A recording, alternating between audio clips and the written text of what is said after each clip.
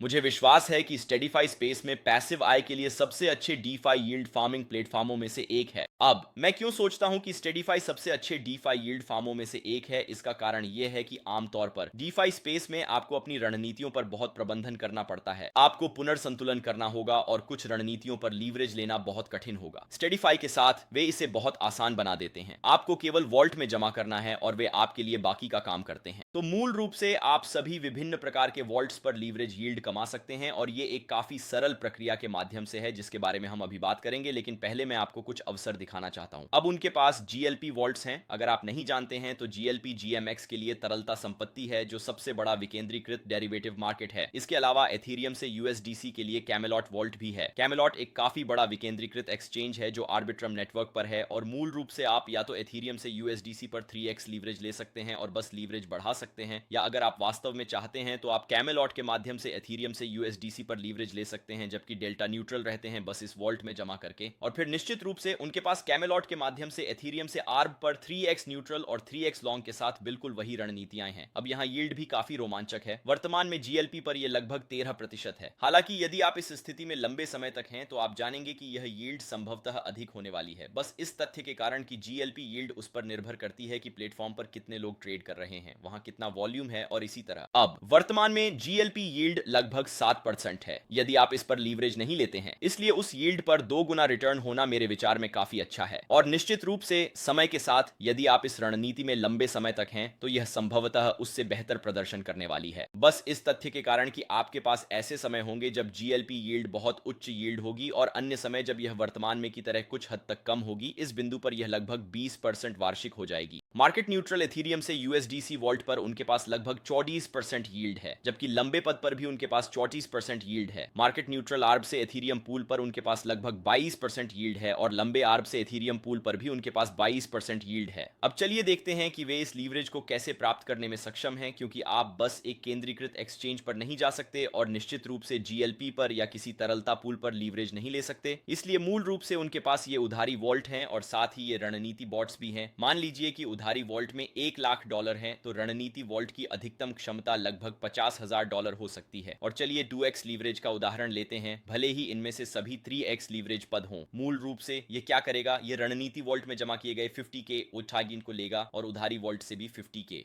लेगा, इसे एक साथ खींचा जाएगा और ये 100K हो जाएगा।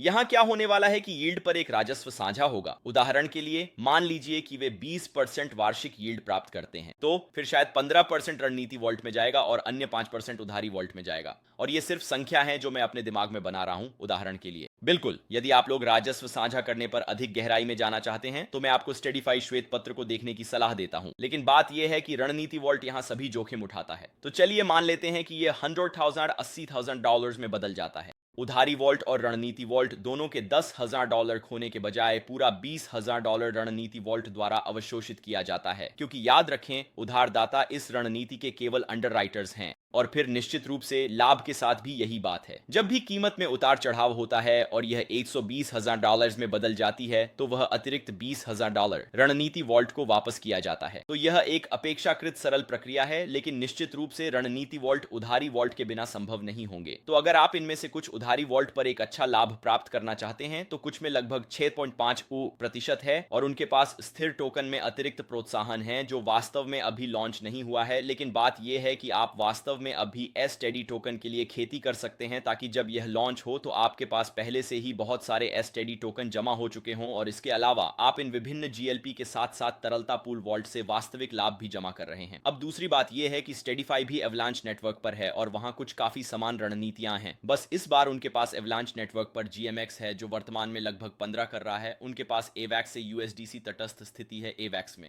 पैंगोलिन पर यूएसडीसी लंबी स्थिति प्रत्येक पर लगभग 30% कर रही है और निश्चित रूप से उनके पास निकासी केवल न्यूट्रल एवैक्स से यूएसडीसी ट्रेडर जो पूल हैं। अब इनका निकासी केवल होने का कारण यह है कि वे उतना अच्छा प्रदर्शन नहीं कर रहे थे, इसलिए वे पोर्टफोलियो को पुनर्संतुलित कर रहे हैं और मूल रूप से इन वॉल्ट्स को करने का तरीका फिर से कर रहे हैं। अब मैं स्टेडीफाई में लगभग 100 दिनों से हूं और मुझे कुछ काफी अच्छे रिटर्न मिले हैं। वर्तमान में मैं जीएलपी पर लगभग 22% वार्षिक लाभ प्राप्त कर रहा हूं और यही मैंने पहले उल्लेख किया था। वर्तमान में आर्बिट आर्बिट्रम पर जीएलपी वॉल्ट लगभग 13% कर रहा है, अन्य समय यह 80% कर रहा था, अन्य समय यह 50% कर रहा था। इसलिए इन विभिन्न उपजों के मिश्रण के साथ आपको किसी समय लगभग 20 से 25% मिलते हैं। अब मैंने लगभग $1000 जमा किए थे और मैं यह उल्लेख करना चाहता हूं कि यह स्टेडिफाई टीम द्वारा वित्त पोषित था और वर्तमान में मेरे पास लगभग $1080 है। अब यह वॉल्ट ऑटो कंपाउंडेड है, लेकिन मेरी गणनाओं के अनुसार मैंने जीएलपी की कीमत बढ़ने से लगभग 81 कमाए हैं और फिर मैंने उपज से लगभग 47 कमाए हैं, जिससे मेरा कुल लाभ $79 और लगभग 22% वार्षिक लाभ हो गया है। अब दूसरी स्थिति जिसे मैं आप लोगों के सामने पेश करना चाहता हूं वह है कैमेलॉट पर 3x न्यूट्रल एथेरियम यूएसडीसी, और मैंने वास्तव में इस तरलता पूल में स्टेडिफाई में अपने पैसे का $8000 जमा किया है, जो बाजार के लिए न्यूट्रल होना चाहिए। लेकिन निश्चित रूप से यह एक डेल्टा न्यूट्रल स्थिति है और रास्ते में कुछ बाधाएं आ सकती हैं। अब इस मामले में वॉल्ट लगभग 0.72% ऊपर है